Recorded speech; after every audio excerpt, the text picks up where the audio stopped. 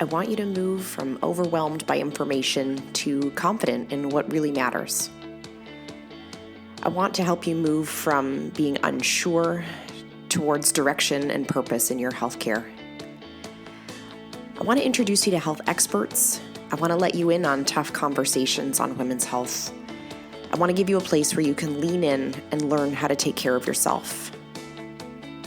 Let's transform your health. Let's get clear on your goals. This is Women's Health Unplugged. I'm your host, Dr. Jordan Robertson, naturopathic doctor. Hey, it's Dr. Jordan Robertson, and if you've been following along with me, you know that I absolutely love female hormonal health, and my goal through the podcast and all of the things I do is to help support women feel their best in their day-to-day lives. I turned 40 in January, and my gift to our community is a full-day workshop where we're going to learn how to bulletproof your 40s. I'm not afraid of turning 40, and part of the reason for that is my knowledge and the tools that I have entering this decade of life that's going to support me to feel my overall healthiest self as I turn 40.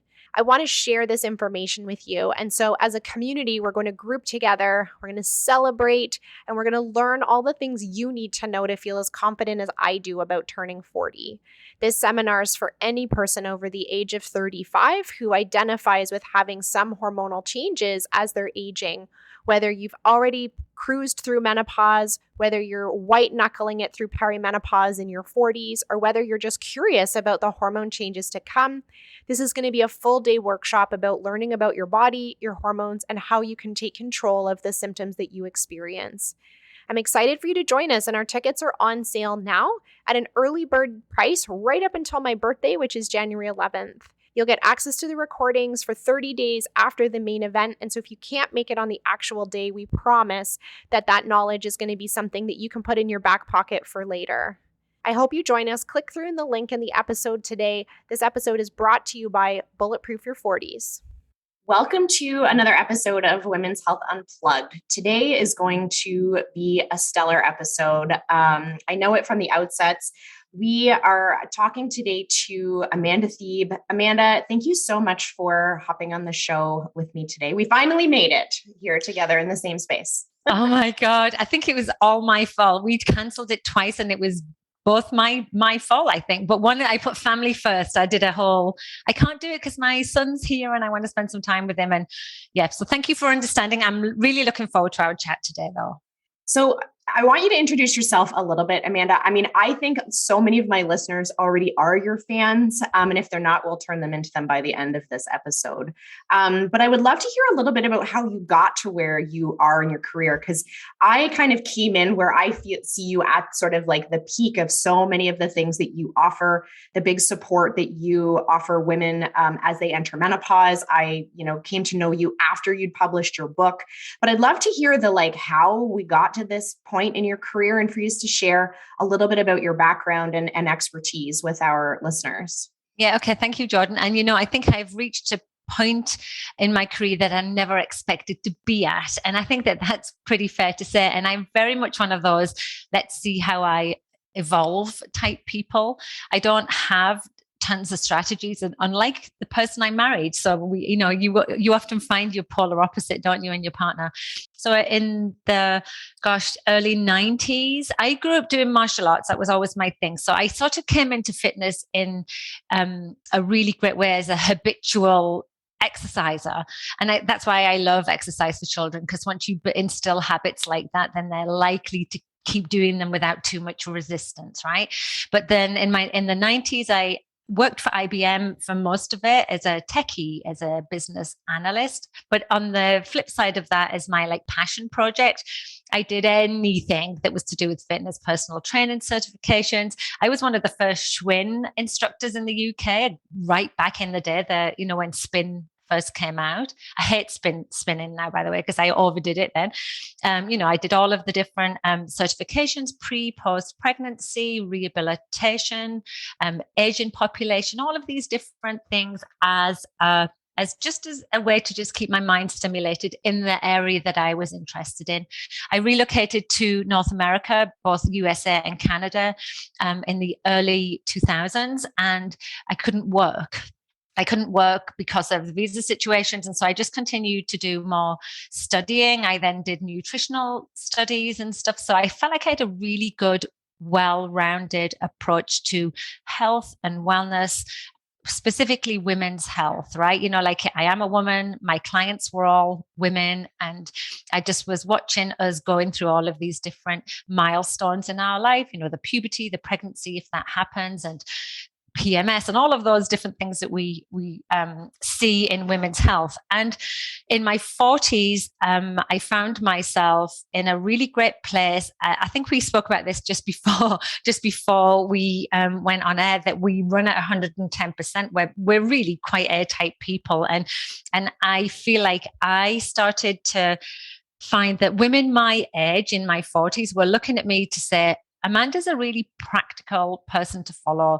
I think what she does is achievable. If I want to be fit and healthy, she's someone I could look up to. I never did it in a way of, hey, look at me, I'm awesome, you could be awesome too. It was always with a very reachable model. And that's, my shtick, I suppose. But then when I was 42, I started to feel really, really unwell. And so was faking my way through this. She looks great, so she must feel great, when I was literally at the lowest ebb I've ever experienced in my life. I went on for about 2 years. I was struggling with perimenopausal symptoms. And this is now 9 years ago.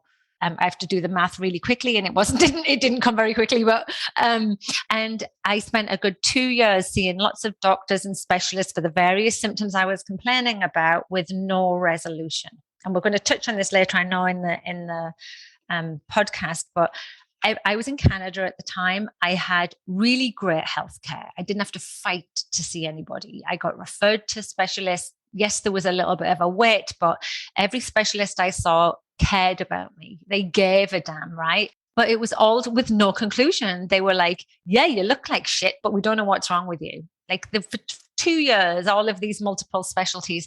Went to a gynecologist for an annual checkup. Like I think I had ovarian cysts or something like that. I have cysts all over my body, like a lot of women. And he said to me at the end of the consult, is everything okay? I broke down crying and said, yeah, no. And then ultimately at the end, he said, hey, you're not going crazy. These are perimenopausal symptoms and I can help you. I hear you. And it was just such a relief. And so that literally then sprungboarded me into, well, this isn't okay. Jordan, like this isn't okay. How is it that someone who spent most of her life looking for women's health, not from a medical side like you do, but from just a practical lifestyle choice perspective, how is it I didn't know what the hell? I'd never heard of the word perimenopause then.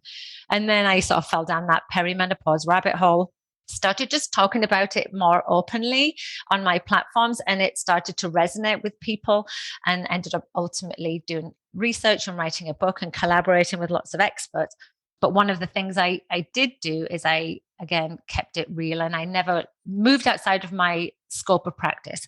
And I just was like, hey, I can talk about menopause and what it is and what the medical consensus is and what we know and what we don't know. And I can talk about all the lifestyle stuff, which I'm well within my realm of talking about, and how that can help support that journey. And then I suppose that's when I've become this like the menopause woman. But I'm so much more than that, I have to say. Yeah, you have become known as the menopause woman. And it's interesting when I see, women coming into my office, when they've connected with your content, their understanding of what's going on with their body, not only just like is their baseline knowledge better, but their like level of compassion for themselves is also so much higher. And I feel like that's something that I don't know whether you do that intentionally or not, in helping women sort of both understand, but also develop this compassion around the aging process. I'm definitely drawn towards that side of the fence in life anyway, right? I think I come from a place where I do have a huge capacity for emotional intelligence. Maybe not so much the IQ, but the other side. No, I'm just joking. So I do have that, but I didn't have it for myself. And so when I was going through that really tough 2 years, because perimenopause lasted about 8 years for me, but there was 2 years of intensity where I literally felt like my body had failed me. I was a dick to myself the whole time. I just blamed myself. I felt like I was a failure. I felt like that I'd let myself down, and I couldn't work out why. I then was feeling like I was letting my family down and my friendships down and everything. So once I started to have a level of understanding and my symptoms started to improve and stuff, I really like sat with what I went through and then started to like dig deep. And honestly, I feel like that's where the hard work happens. I feel that you can get a handle on your symptoms quite simply if you have the right medical and support out there. But getting in touch with the hard work of like how we view ourselves as we age and going through this process is literally the hardest work I've ever done. And so I want to sort of give women the opportunity to know that they can do that they can flip around the narrative to say, you know what, yeah, it's a bit cliched, but yes, we can do hard things, but we don't have to suffer, right? We can look for ways to make this phase of our lives really less impactful on our overall quality of life. But secondly, we're now going through a natural aging process, for the most part, natural, I should say, process that is a gift now. And now we can run with this opportunity. And there are so many things that we can do. It sort of puts so many things into perspective. So how about we latch onto that instead of always latching onto the negative connotations of aging? Yes. And that's something I wanted us to touch on exactly because, and I certainly will grapple with this. You posted something recently on Instagram that made me think of this, was that we often are framing the conversation about menopause in the negative, right? We're framing it as like, oh shit, here it comes, get ready, doomsday, you're going to feel like garbage. And I mean, in some ways, I think there is, I don't want to say there's a place for that. I think that the intent around that is like creating awareness, right? I'm thinking back to like 9 years ago for you, where it's like all this stuff was happening to your body and you're like, what is happening to me? And we didn't have the words or the language or the diagnoses for you to be able to like point your finger at that and say, this is my hormones or this is menopause. And so we often frame what's happening to women these are the symptoms, these are the experiences, which can certainly sound quite negative if we list them all at once. I don't know how we balance that. I'm curious what your thoughts are on how we balance that with the conversation around high compassion. This is a natural aging process. And there's a lot of really positive things about menopause that maybe we're not talking about often enough. Yeah, it's trying to create the ultimate balance, right? And you're right. How do you have a conversation about menopause without hyper focusing on the negative aspects? And you can't. And so when I wrote the book, I really had to find a way to be able to, obviously there's an anecdotal part to every conversation because it's all about lived experience as well as what we know for sure. Women's experiences really matter. And so it's really hard to speak about that, but without then like saying we're all doomed essentially, right? Because that's essentially what it feels like. And I did grapple with that quite a lot in the book, but I think that it's just trying to balance the scales. And I think we have to talk about it. We have to say, this is what the expectations are. You might struggle with this. You need to have an awareness, but don't give up because these are the things you can do. But the reason I posted that on Instagram the other day is because especially in the UK, there's the awareness is so much greater out there. It's almost like they're ahead of the curve slightly because they've now like grasped like the celebrity side of it and the national media coverage of it. And I see that a little bit more than other people because I've got that connection with the UK still. And but then it's, instead of being a more balanced conversation, I see it being more binary.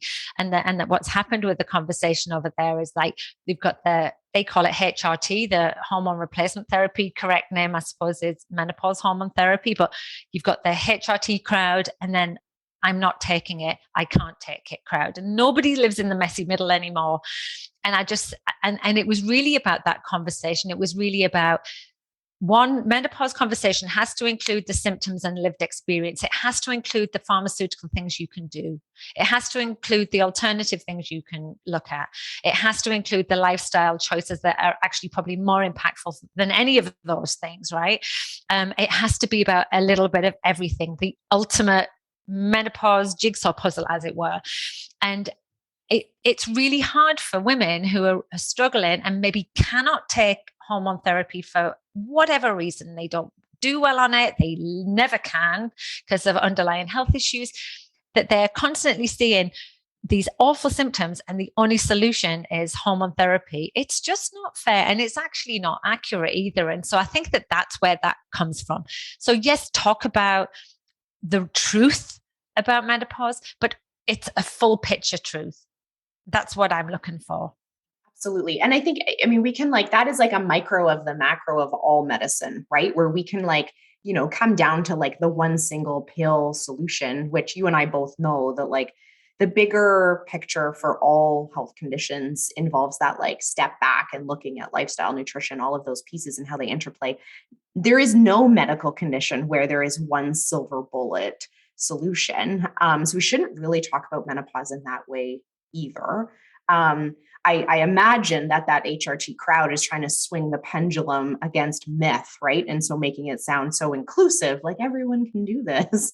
But what that's doing is alienating people who can't or don't want to, and also minimizing the fact that lots of symptoms can be improved by other things. HRT is not this silver bullet for supporting people in menopause. We say if we don't exercise and we don't have good nutrition, your poor little cream doesn't stand a chance. No offense, right?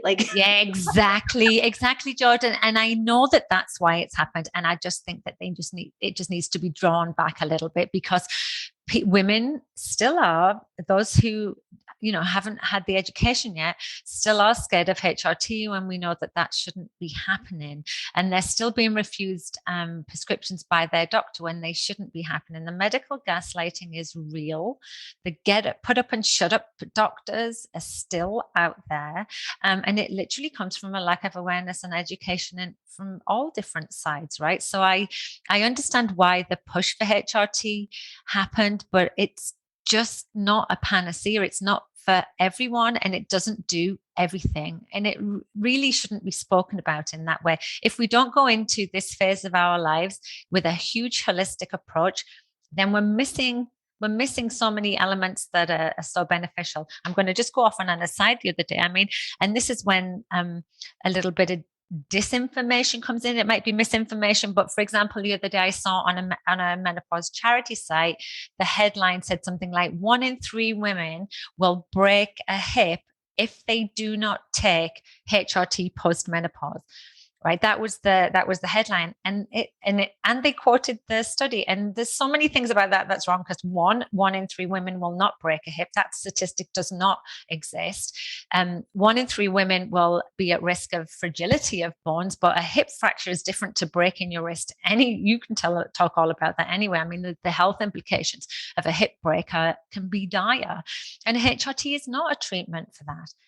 HRT can be helpful for bone health, but so can strength training. In fact, the National Osteoporosis Foundation tell you that exercise, strength training specifically, is the number one remedy for bone health, along with some supplements that can help as well. And so I just think that when we have fear-mongering, scaremongering headlines out there, women are going to be like, oh my God, if I don't go on this treatment, then I'm going to die young. And no, you're not. You're not. So I want to talk a little bit about the alternative medicine world. So our the quasi-personal story, when I reached out to you and said, I want to have this conversation, do you remember what your reply was? But you're a naturopath, we don't align, I think is what, it was something along those lines. I tried to be polite. I think it was something like, I don't really like naturopaths or something. It was something like that. And is that okay with you? And I was like, that sounds actually perfect.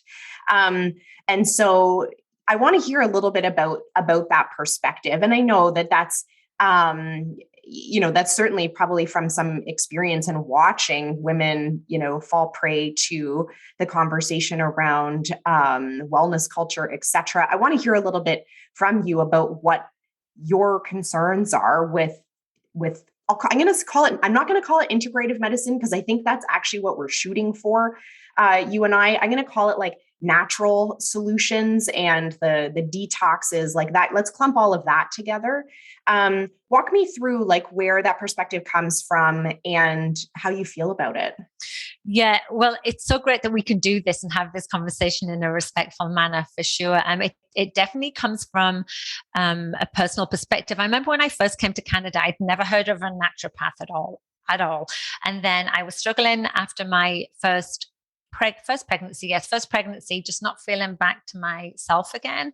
And somebody suggested I go to a naturopath, and it said naturopathic doctor. So I just assumed it was a medical doctor that just focused less on pharmaceuticals and more on lifestyle stuff. And it ended up costing me about $600 a month just for the continual visit and the supplements and I never felt any better afterwards. And I just felt like I'd been conned. And then I started going down, looking in what really was a naturopathic doctor. And I just was shocked. I just was like, okay, why are they calling themselves doctors when they're not a doctor? They're more like a support system. And that was actually where my spidey senses went off. So that's sort of my historical thing. And then of course, I know that in the world of medicine, you've got the other extreme where doctors are just overprescribing medication as well. And they're giving women 10 minutes, 5-10 minutes, and not listening to them as well. And so I'm hearing stories from both sides. I'm hearing there's people that hate medical doctors because they overprescribe and gaslight them and don't listen. Then I'm listening to women who've invested the money and are spending thousands a month but don't feel any better. And I'm just I'm sick of women being treated poorly, right? We need to find a place. Again, I come back to this messy middle because it's definitely where I sit with most things. There's never one answer. Somebody today talked to me about it. It was Dr. Anise Mukherjee, who is a endocrinologist in the UK, and she called it the Menopause Matrix. And she sort of said, you cannot describe your menopause and compare it to anybody else's. It literally is yours to own, and it's going to look different for everybody else.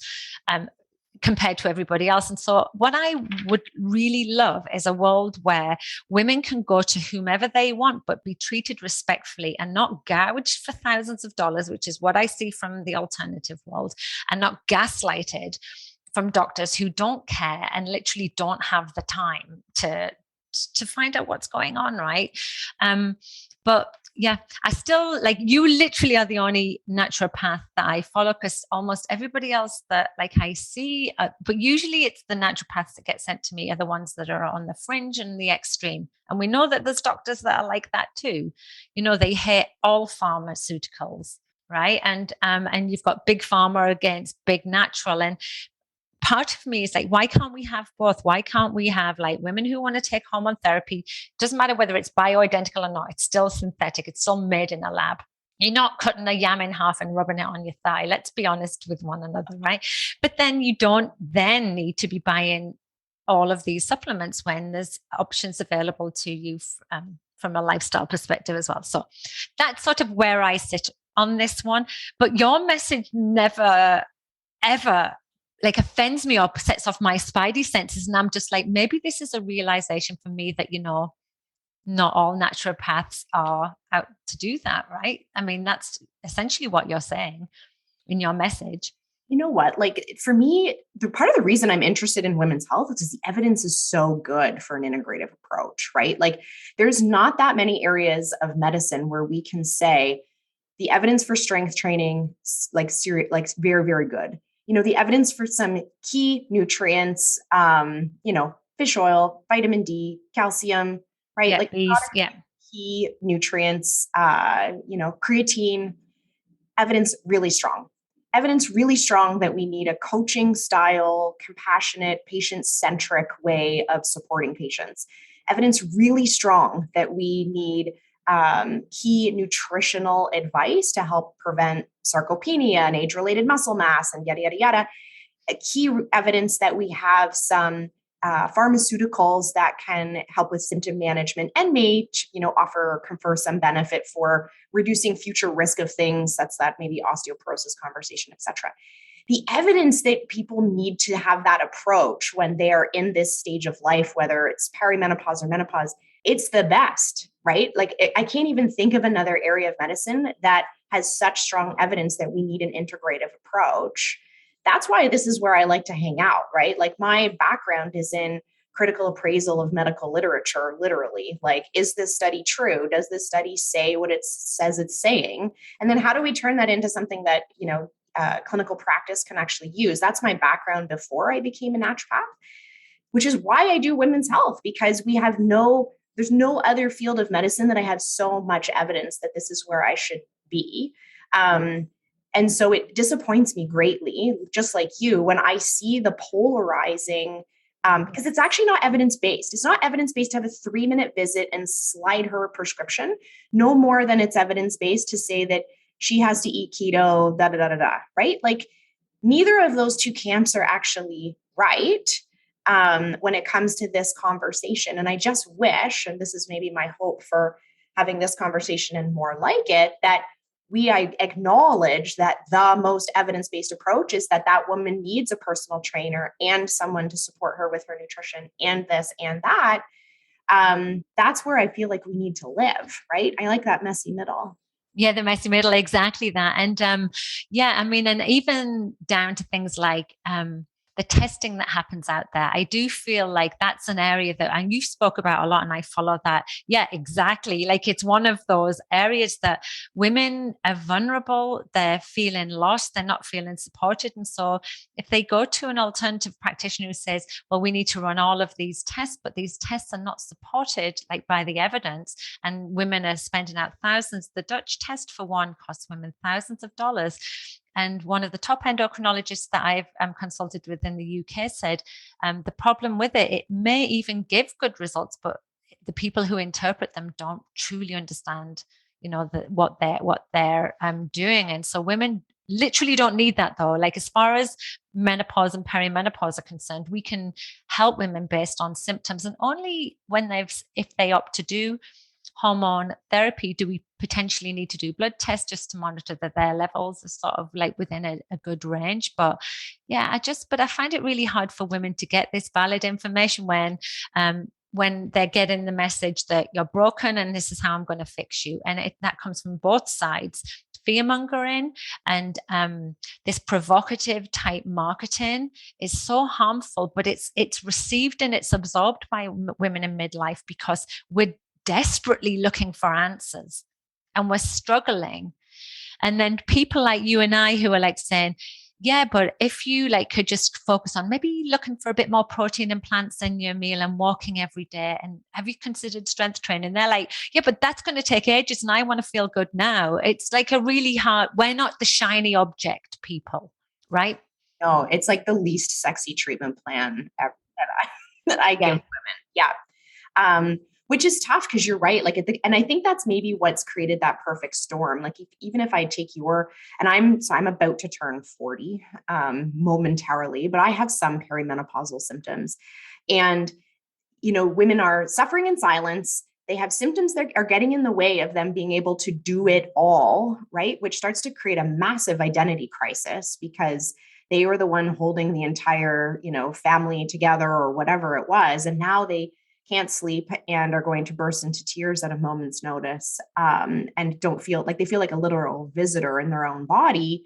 And they're suffering in silence because we haven't made it particularly, although our culture at our workplace talks about our womanly issues, that's not really something that's happening. And, I don't think women are getting together for lunch and talking about what they're struggling with. And then they're scrolling their social media at home alone in a vulnerable moment going, please, someone help me. And the targeted marketing is sitting right there for them. Right. And so I think sometimes women will come into the office and they're like, I know you don't like a Dutch test, and they slide it across the desk and they're like, but I had one done 2 years ago. Yeah. They're like doing it under a cloud of shame. That's right. And they're like, I know you don't like this. I've seen it. I've seen you talk about it. I'm like, I understand why you did it. Yeah. Right. Of course you did. It looked like a viable solution that was going to put some math together on why you felt like garbage.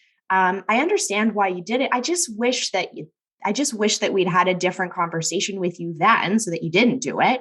But I think I don't want women to feel shame for all the things they have tried in the past, right? Oh, bloody hell. If we were to talk about that right now, we would have a whole hour conversation about the mistakes we've made. Nobody should ever, ever be embarrassed or feel ashamed about like falling for something or being vulnerable and being drawn into something, because we've all done it, right? And it's just really now a case of like getting the basic education and then finding those people in your sphere that can support that message. And I don't mean create an echo chamber. It's really more like getting rid of all of the noise that just makes life more complicated. One of the gifts I think of menopause is that it sort of allows you to breathe and pause and then say, what do I want in my life right now? I don't want, like, I used to be like gathering all stuff all the time. And now I'm just like, what are the minimum things I need now to feel the best, to be around the people I like, and it's just one of those things that actually is a gift of menopause. And we don't talk about that side of it enough, I don't think. No, I agree with you. And I think even like there are some positives that come from hormone stability for some women that we also don't talk about, right? That like for some women stepping off of that 28-day, maybe it's not a like scary roller coaster, but it's still a roller coaster. And stepping into some stability and, being able to rely on your body and brain in maybe a different way than you'd experienced in your younger years. I think that's something we don't talk about enough either, that just there are some positives to that consistency in hormone production or lack of, versus what for some women really struggle with their monthly hormone changes. I often think that I'm like maybe kind of excited to not feel different every single week. Yeah, it's really interesting because I remember I never had bad periods, but I used to think, oh, it'd be so great if I didn't have to do this every month. And it definitely is great not to do that every month. I just wish the path to get there wasn't so tumultuous, which it can be for a lot of women. But I think you made a great point though.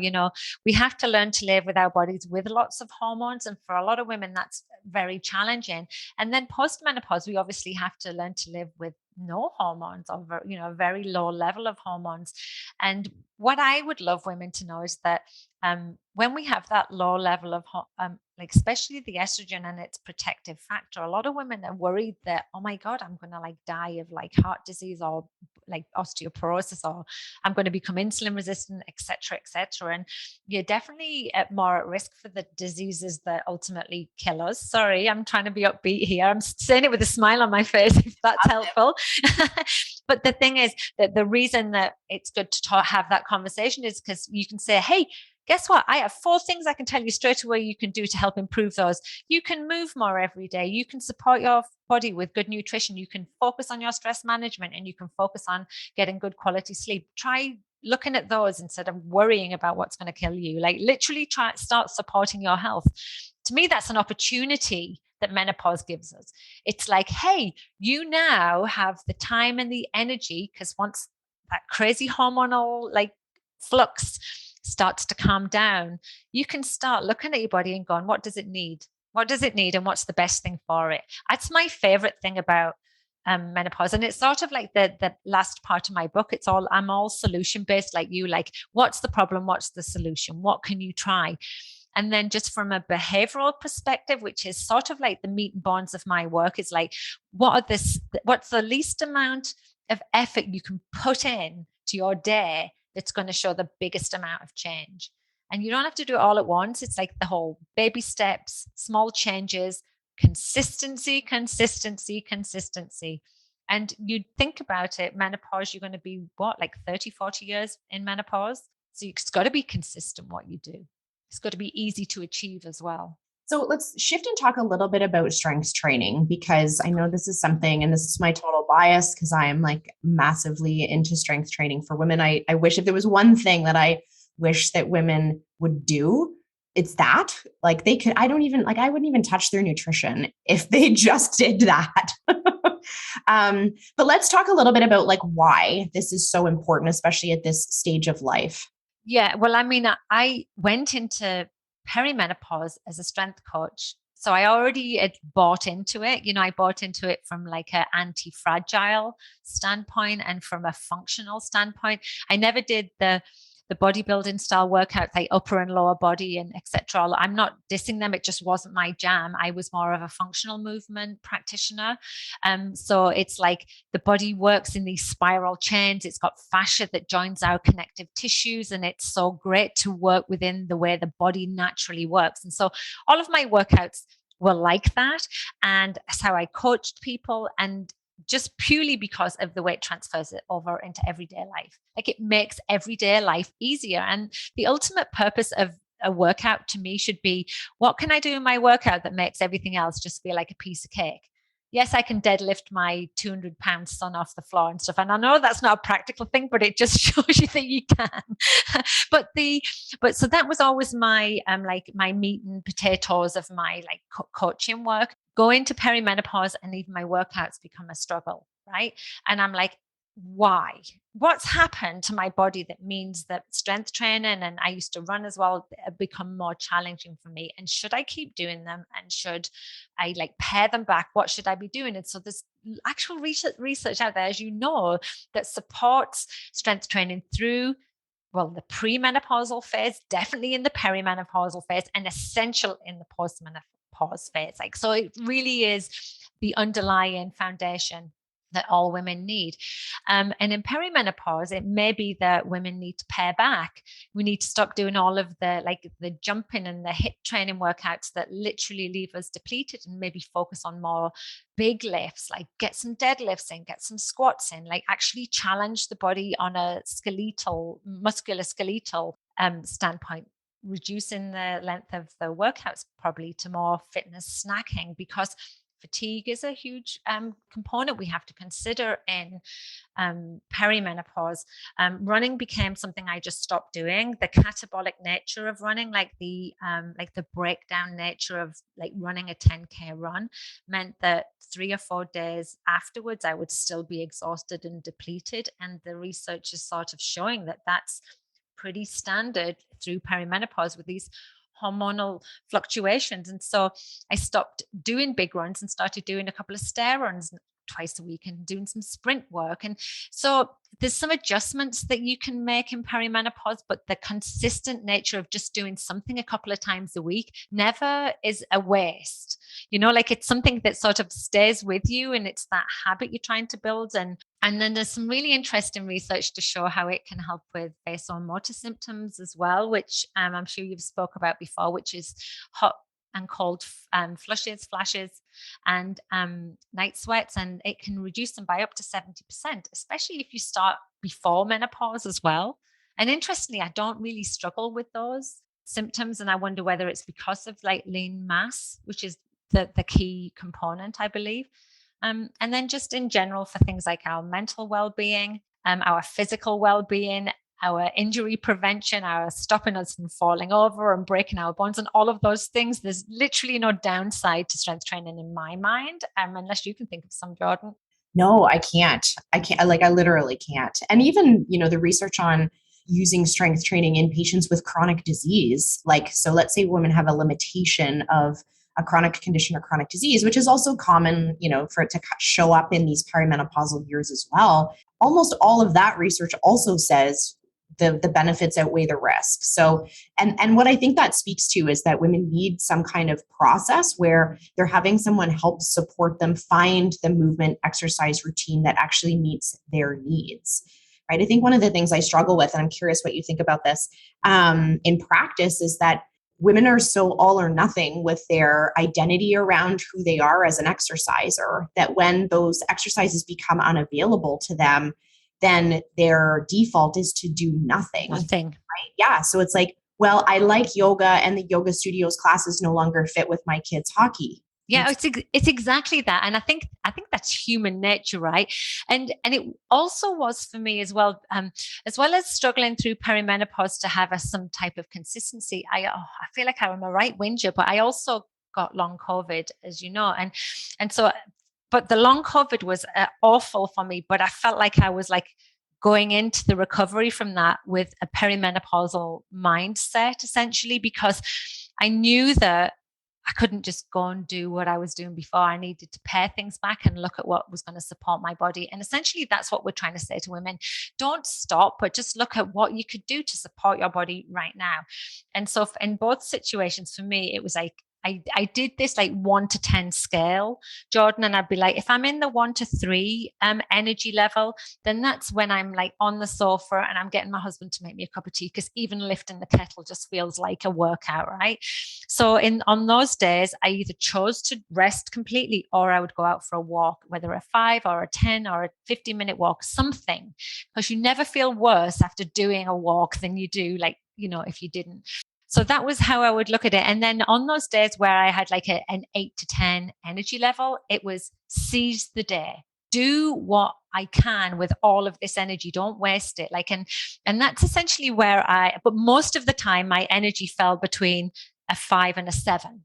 Right. And I think that's where most women are. They don't feel quite good enough to do a hard workout, but they want to do a little something. But because they don't know what to do, the default is I'm not going to do anything. And so actually that's why I wrote a 12-week program in the book, because I wanted women to say, well, I could maybe do 2 rounds of Amanda's like metabolic circuit today instead of the 4 she's asking me, because then she's already told me, you don't need permission, but she's already said to me, you can do 1 or 2 rounds. It's fine. Just do something while you've got some energy, because on a cellular level and on a physiological level, strength training actually creates that stimulus that improves our well-being from a mental health standpoint, right? And like it's a game changer.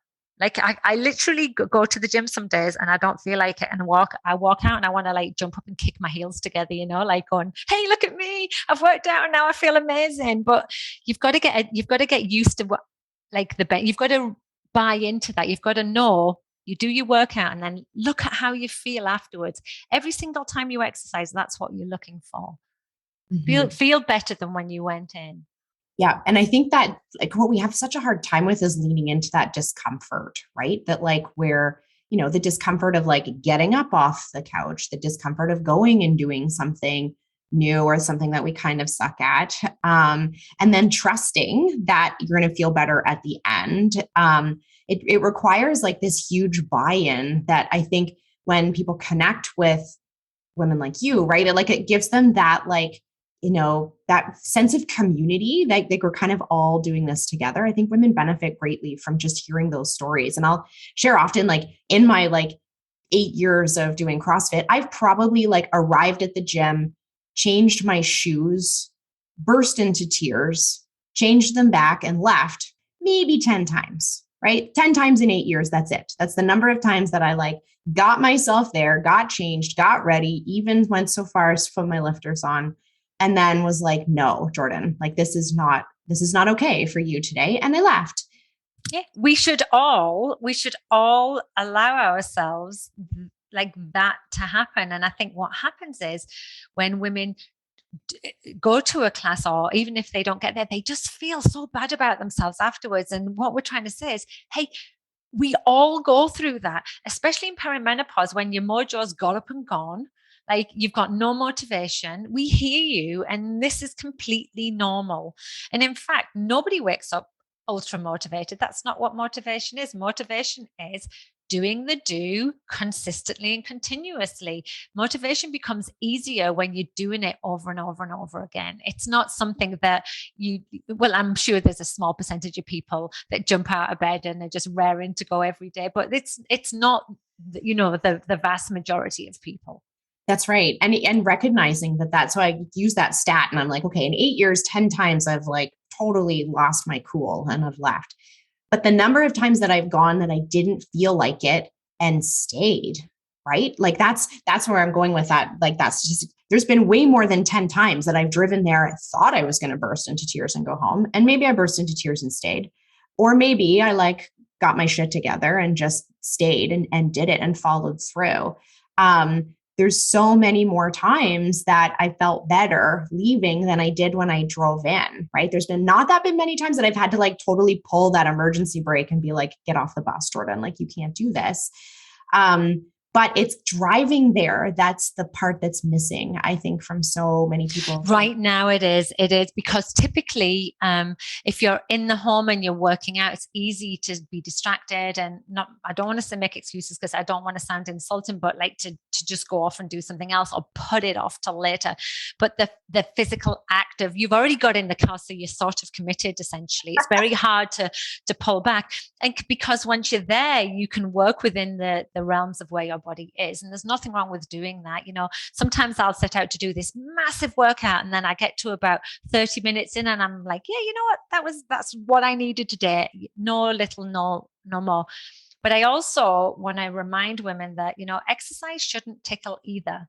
Like, you're sort of looking for the line between it's enjoyable, but it's uncomfortable. And it wants to be uncomfortable if you want to see progress and change. But uncomfortable doesn't mean in pain. And we talk about this all the time because nobody should be working if it hurts. It might hurt your soul a little bit, but you shouldn't. We're okay with that. We're okay with that, yeah. I like that, right? I think that's a good reminder that, I think too, that the strength training piece, and maybe when people haven't seen the benefits of doing that exercise before, is because we're maybe not pushing that like ceiling of discomfort for you to get into that other side of it where you do get the muscle, growth. You do get the like mental health benefits, is that we do need to push ourselves a little bit beyond that like piece of comfort in order to see that out the other side. The last question I have for you, Amanda, is, so if you had the chance to add a chapter to your book, what would it be? Oh my God, that's a great question. You threw that at me. You know what? I do focus on, in my book, how to build a resilient mindset. And it was the biggest growth chapter for me because it wasn't my particular work, right? I worked with a psychologist and it was all about identifying your strengths and your values as a grown-ass adult, right? And then how to harness those strengths and make better choices. I loved it.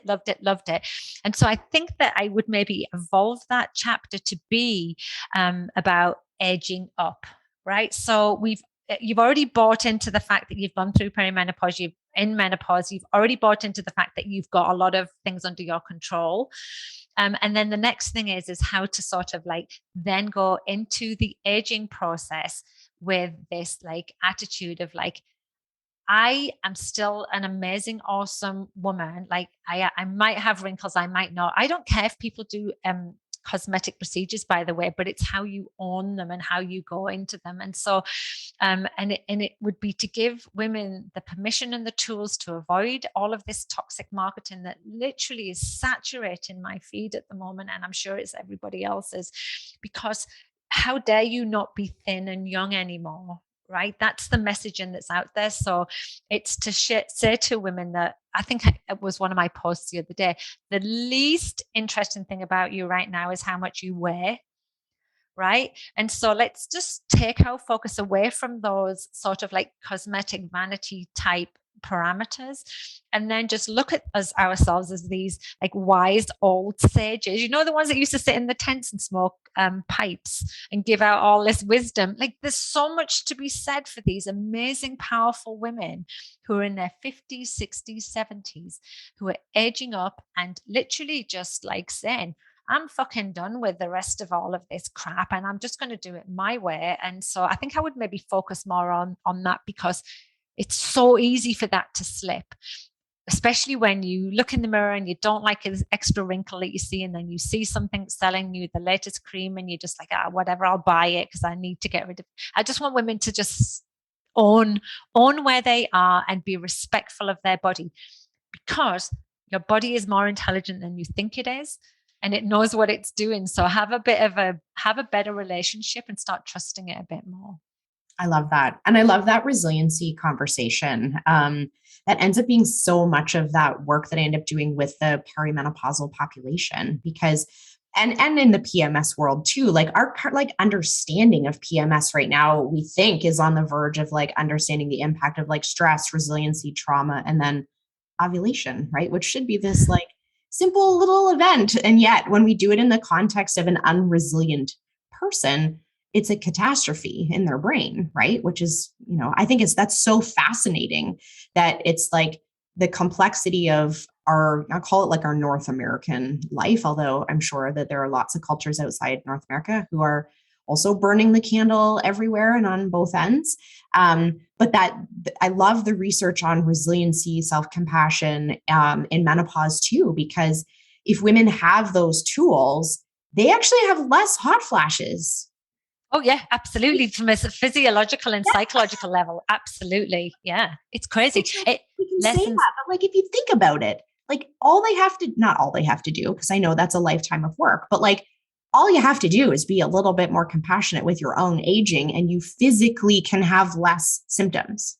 Well, we know that hot flashes start in the brain. Right. We know estrogen crosses the blood-brain barrier. So that's the trigger there. We know stress can be one of the triggers for hot flashes. We know that as soon as women are acknowledged as being in perimenopause and get support, or even become educated and start advocating for themselves, the burden is lessened. Like there's lots of research out there. It's really fascinating that power of the brain, can have on like how you experience menopause. And I'm not trying to say to women with that, oh, all you have to do is just accept it and it's all going to be easy. We're not saying that at all, but it's definitely one component of the conversation. And I said to you before, right at the very beginning, but it's where the work needs to be done. It's really hard work. And I have these conversations where I fight with myself all the time. I've got to the point now where I love lists, Jordan. I'm a list person. And I used to have like a list with a sub list of it. I had this whole, the bullet journaling. Do you ever do? I love all of that. It's like, it's like stationary porn for me. I love it. And so, but now my list is 3 things. I have 3 big rocks every day. You're one of them. And then the other thing is I'm going to go out and try and buy some wrapping paper. And the other thing is I'm going to try and get a booster shot. Like it's literally like 3 things. And I'm not working this week. So typically it might be work related things, but I'm like, that's a win if I do these 3 things. But God, that took a lot of work for me to have that acceptance and allow myself to sort of get to that place. Because I used to think that I was failing if I didn't do a million things at once. I was failing if I didn't do it all on my own. Now I'm just like, you're all helping. Every one of you lazy ass males in my house, because I have 3 males. You're actually going to do stuff to help me. And they're like, Mom wants help. What's happened there? But like, these are things that you have to work at because they don't come naturally to us. They don't. No. And I do think that there is some like generational conversations there that need to happen around like what it means to be a woman, what it means to be a successful woman, what it means to be, because even I've had to grapple with I love cooking. I am a really great cook. I've also hired someone to do some cooking. Right. And like, what does that mean? Right. Like, and sometimes when I will talk to women about like, okay, something has to come off of your plate. Right? Like, look at all the shit you're doing in a day. You're not the person who has to do all of that. That the identity crisis that comes from being like, well, what if I'm not the person who cooks for my family? What if I'm not the person who drives my kid to hockey? What if I'm not that person who has a tidy house sometimes? You're right. Like, that's where the harder work has to come, but it's a necessary part because we can't carry this load and go through perimenopause at the same time and come out the other side alive, right? Exactly. And that's when conversations are super important. In fact, adding on to the last part about how working from a psychological perspective can ease the burden of menopause, so can being part of a community, so can having conversations. And so my biggest conversation that was a game changer for me was opening up to my conversation, my husband and children. Mm-hmm. My husband now, who is like an executive and does all this stuff on Zoom, sits with my book, holding it up to all of the male executives from Canada and the US going, hey, my wife wrote a book about menopause. And so now like menopause isn't this strange conversation. It's like, this is something that's going to happen. Why don't you read it and talk to your partner about it? Why? And so me speaking to my husband and my children, it was like, I don't hate you actually, people in my life. I'm just really struggling and I need your help. And they were like, well, yeah, of course. Like, why would they not? They were there to support. We support one another. And so game changer. You don't have to do everything. And be open about what's happening. You don't have to do it alone. Thank you so much, Amanda. I feel like this is such a valuable conversation. And I said this before we hit record that we probably could talk all day. Then you wouldn't get to your other two things that are on your list. And I don't know what's going to be harder, getting a booster or getting wrapping paper at this point. And I should have bought them in November, but I wasn't thinking, and I was moving house, so I've had a lot on my plate. How can our listeners find you? We're going to share all of your links and link to your book, but how can our listeners find you and connect with you? Yeah, just go to my website, amandathebe.com, and that links to everything. I mean, that's the easiest way of doing. I'm trying to make things easy for everyone. And so you can find my social media there, and you can find like where to buy the book. And so, yeah, head over there. Awesome. Thank you so much. Thank you, Jordan, for having me. It was great. I hope you enjoyed that episode of Women's Health Unplugged. My goal is to help you feel more confident about your health. Please remember that what we talked about today in the podcast does not constitute medical advice, nor was a doctor-patient relationship formed. If you have questions about your healthcare or about how today's topic pertains to you, please take it up with your family doctor, your specialist, or someone on your health team.